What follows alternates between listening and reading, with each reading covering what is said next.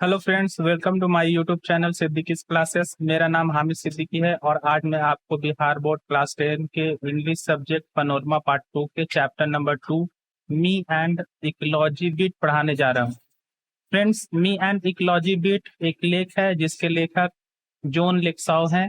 इस लेख के माध्यम से लेखक उन पारिस्थितिक कार्य का वर्णन कर रहे हैं जो उनके द्वारा किया गया है। वे अपने कार्य के द्वारा पारिस्थितिकी का संरक्षण भी कर रहे हैं और लोगों को पारिस्थितिकी संरक्षण के प्रति जागरूक होने की कोशिश भी कर रहे हैं, भले ही उनकी बात कोई माने या ना माने।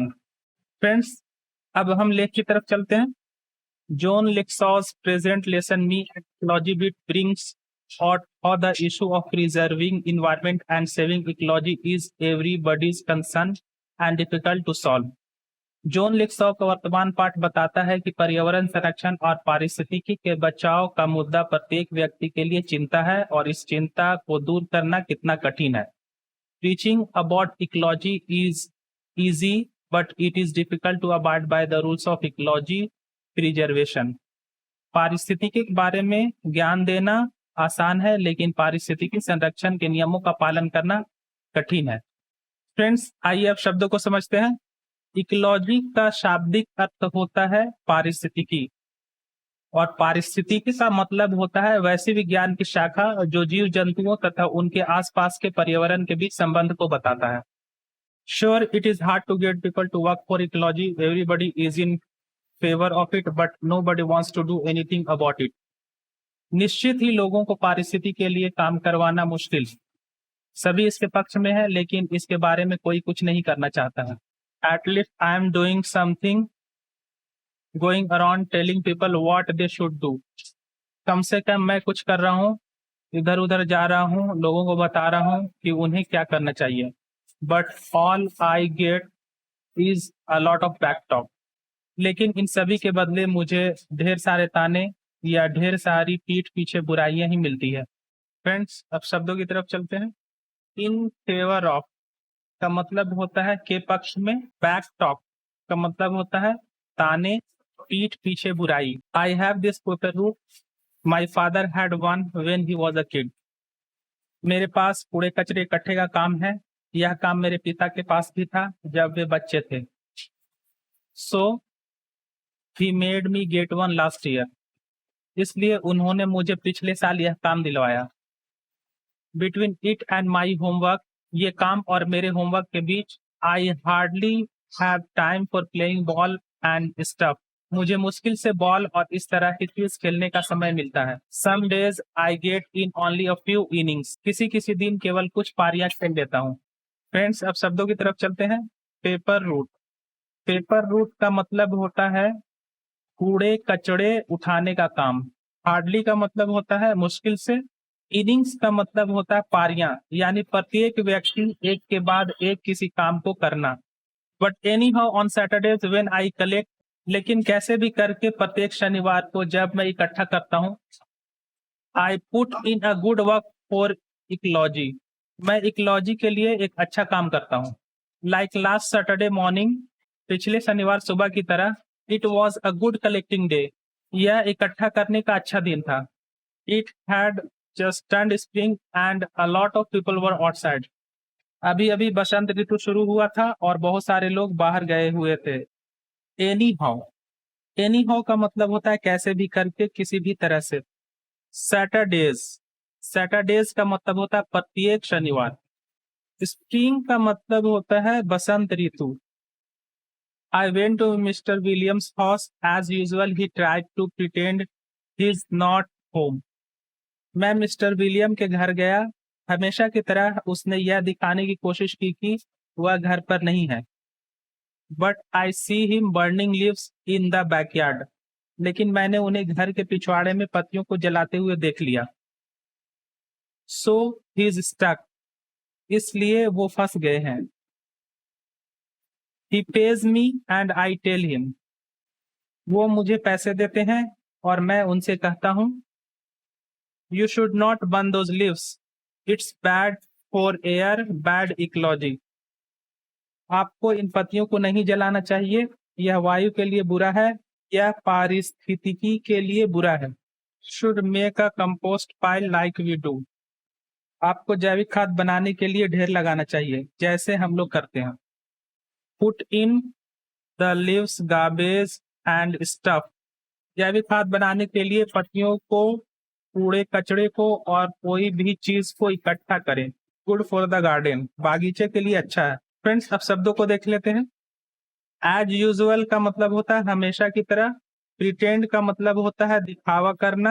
स्टक का मतलब होता है फंस जाना किसी विषय में। कंपोस्ट का मतलब होता है जैविक खाद। पाइल का मतलब होता है ढेर या इकट्ठा करना। स्टफ का मतलब होता है कोई भी चीज या पदार्थ। गार्बेज का मतलब होता है कूड़े कचड़े। He doesn't agree and hang his head in shame। वह सहमत नहीं होते हैं या शर्म से अपना सिर नहीं झुकाते हैं। He says that compost pile is your job at home, Jim, isn't it? वह कहते हैं घर पर जैविक खाद बनाने के लिए ढेर बनाना तुम्हारा काम है ना gym. Yes, I say proudly। हाँ, मैं गर्व से कहता हूँ। Which would shock the idea I hate working with compost, which I do। जिससे मुझे झटका लगता है। लेखक को फ्रेंड्स झटका क्यों लगता है? क्योंकि लेखक यहाँ बताते हैं कि मुझे जैविक खाद बनाने के काम से नफरत है जो मैं करता हूँ। Mr. Williams says, well, don't you take a little more trouble with it? Put enough dirt on top of each layer। Mister William कहते हैं, अच्छा, क्या तुम थोड़ी और मेहनत नहीं करोगे कि प्रत्येक लेयर के ऊपर थोड़ी मिट्टी डाल दो? Then we wouldn't have this noise pollution। तब हम लोगों को यह नाक का प्रदूषण नहीं होगा। हाँ, आई से। हाँ, मैंने कहा। You mean noise pollution? आपका मतलब ध्वनि प्रदूषण? No, he says, I mean your compost smells up the whole street. नहीं, मेरा मतलब है तुम्हारा जैविक खाद पूरे मोहल्ले को महकाता है।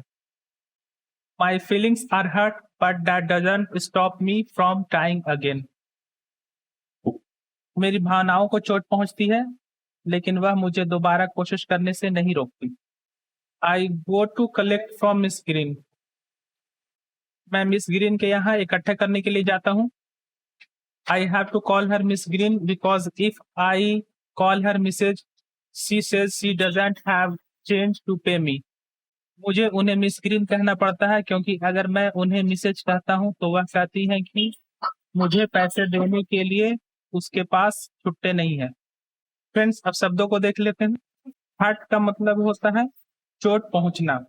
मिस मिस एक संबोधन है जो कुंवारी महिलाओं के लिए उपयोग किया जाता है। मिसेज मिसेज भी संबोधन है जो शादीशुदा महिलाओं के लिए उपयोग किया जाता है। चेंज चेंज का मतलब खुदरा या छुट्टा होता है। She is putting her garbage out for the weekly pickup on Monday.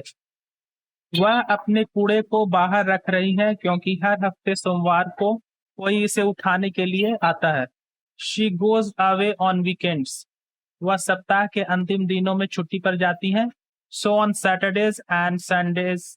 इसलिए प्रत्येक शनिवार और रविवार को we have to look at the big plastic garbage bags on her lawn. हम लोगों को उनके आंगन में कचड़े के बड़े प्लास्टिक के थैली की देखभाल करनी पड़ती है। But I don't say anything about it. लेकिन मैं इसके बारे में कुछ नहीं कहता हूँ। I just look at the garbage. मैं सिर्फ कचड़ों को देखता रहता हूँ। फ्रेंड्स, अब शब्दों को देख लेते हैं। वीकली पिकअप, सप्ताह में कोई चीज को उठाने के लिए अगर कोई आए तो उसे वीकली पिकअप कहा जाता है। वीकेंड वीकेंड का मतलब होता है सप्ताह का अंतिम दिन, जैसे शनिवार और रविवार। लॉन लॉन का मतलब होता है आंगन या घर के सामने या घर के चारों ओर का क्षेत्र। She says to me, go pick up that gum wrapper you threw on my lawn। वह मुझसे कहती है, जाओ उस गम रैपर को उठाओ जिसे तुमने मेरे आंगन में फेंक दिया। Put it in one of the plastic bags। इसे किसी एक प्लास्टिक के थैले में रखो। Didn't anybody teach you not to litter? तुम्हें किसी ने नहीं सिखाया कि गंदगी को नहीं फैलानी चाहिए। I hold my temper and pick up my gum wrapper and put it in a bag। मैं अपने गुस्से को काबू में करता हूँ और अपने गम रैपर को उठाता हूँ और उसे एक थैले में रख देता हूँ। Then she says, and there's a law in this town about keeping dogs on a leash. तब वह कहती है इस शहर में एक कानून है कुत्ते को पट्टे में बांधकर रखने का. So why is yours always all over the place? तो आपका कुत्ता क्यों हमेशा सभी जगह घूमता रहता है? That dog digs up my garden and messes up my yard. वह कुत्ता मेरे बगीचों को खोद देता है और मेरे आंगन को गंदा कर देता है. And last weekend mister Williams saw it tear open one of my garbage bags. पिछले सप्ताह के अंत में मिस्टर विलियम ने देखा कि मेरे किसी एक कूड़े के थैले को फाड़कर खोल दिया. फ्रेंड्स, अब शब्दों को देख लेते हैं. गम रैपर. च्युइंगम जिस कागज में लपेटा रहता है उसे गम रैपर कहते हैं. लीस. लीस का मतलब होता है पट्टा. डिग अप का मतलब होता है खोद देना. मेस अप का मतलब होता है गंदा करना. Well I say but I can't think of anything to go with it. अच्छा, मैं कहता हूँ लेकिन मैं इसके बारे में कुछ नहीं सोच सकता हूँ. Then I see she is piling newspapers next to her garbage bags. तब मैं देखता हूँ कि वह अपने कूड़े के थैले के बगल में अखबारों को इकट्ठा कर रही हैं. लिसन मिस ग्रीन आई से save those papers for the school pickup. सुनिए मिस ग्रीन, मैं कहता हूँ स्कूल वाले आएंगे उसे उठाने के लिए, इसलिए उन कागजों को बचाइए. And they can be made into new paper. उनसे नए कागज बनाए जा सकते हैं. Save aluminium cans too. Aluminium के डब्बों को भी बचाइए. Like the last school pickup. जैसे पिछली बार स्कूल वाले उठाने के लिए आए थे. She asked when you said you'd come and pick them up. वह कहती हैं तुम कब बोले थे कि तुम आओगे और इसे उठाकर ले जाओगे. But you never showed up. लेकिन तुमने झलक भी कभी नहीं दिखाया. It's easier to throw them away a few at a time than have a big mess like that. इस तरह से बहुत बड़ा कचरे का ढेर बनाने से अच्छा है कि उन्हें समय पर थोड़ा थोड़ा करके फेंक दिया जाए. I get tired of trying to get Miss Green to do something about ecology. मैं मिस ग्रीन को पारिस्थितिकी के प्रति कुछ करवाने की कोशिश करके थक चुका हूँ. I go to Mr. Johnson's house. मैं मिस्टर जॉनसन के घर जाता हूँ. He makes a run for his car. वह अपनी कार की तरफ दौड़ते हैं. But I can run faster than he can. लेकिन मैं उनसे तेज दौड़ सकता हूँ. Just trying to get to the post office before it closes, he says, huffing and puffing. Post office बंद होने से पहले वहां पहुंचने की कोशिश कर रहा हूं. वह हाफते हुए कहते हैं. You got time, I say. आपके पास समय है, मैं कहता हूं. You even got time to walk. आपके पास इतना टाइम है कि आप चल के जा सकते हैं. It's only 2 blocks. यह सिर्फ 2 ब्लॉक की दूरी पर है. You should not take your car when you don't need to. आपको जब कार की जरूरत नहीं है तो इसे नहीं ले जाना चाहिए. The walk would be good exercise and save on gas. चलना अच्छा व्यायाम होगा और गैस भी बचेगा. फ्रेंड्स, यहाँ गैस का मतलब ईंधन से है, मतलब ईंधन भी बचेगा. एंड नॉट पॉल्यूट, और प्रदूषण भी नहीं होगा. That's ecology. यही तो पारिस्थितिकी है. हफिंग एंड पफिंग, इसका मतलब हाफते हुए होता है. ब्लॉक. ब्लॉक भवनों के समूह को बोला जाता है. इसका मतलब विभाग भी होता है. दे श्योर आर आई से. वे लोग निश्चित हैं, मैंने कहा. फ्रेंड्स, इस वाक्य से लेखक कहना चाहते हैं कि जो लोग पारिस्थितिकी को बचाना चाहते हैं वो लोग निश्चित ही ऐसा करेंगे जैसा मिस्टर जॉनसन को लेखक करने के लिए कहते हैं. We had a lot about trees and ecology in school. हम लोगों ने स्कूल में पेड़ पौधों और पारिस्थितिकी के बारे में बहुत सारी जानकारी हासिल की है. They make the air better and stuff like that. वे हवा और इस तरह की चीजों को बेहतर बनाते हैं. See that tree over there. वहां उस पेड़ को देखो. He says pointing to where there isn't any tree. वह कहते हैं उस तरफ इशारा करते हुए जहां कोई पेड़ नहीं है. I don't see any tree I tell him. मुझे कोई पेड़ नहीं दिखाई दे रहा है, मैं उनसे कहता हूँ. Of course not, he says, and no grass either. बेशक नहीं, वह कहते हैं, और कोई घास भी दिखाई नहीं दे रहा होगा. Because you made a path there taking a shortcut from Mrs. Green's. क्योंकि तुमने मिसेस ग्रीन के घर से शॉर्टकट लेकर वहां एक रास्ता बना दिया. There was a little tree just starting to get bigger there until you killed it by trying to jump over it every day, remember? याद है वहां एक छोटा पेड़ था जो बड़ा हो रहा था, तुम हर रोज उस पर कूद कूद कर उसे मार दिए। ओह आई सी, ओह मैंने कहा। And talking about not driving when you can walk, और बात कर रहे हो कि जब आप चल सकते हैं तो गाड़ी मत चलाइए।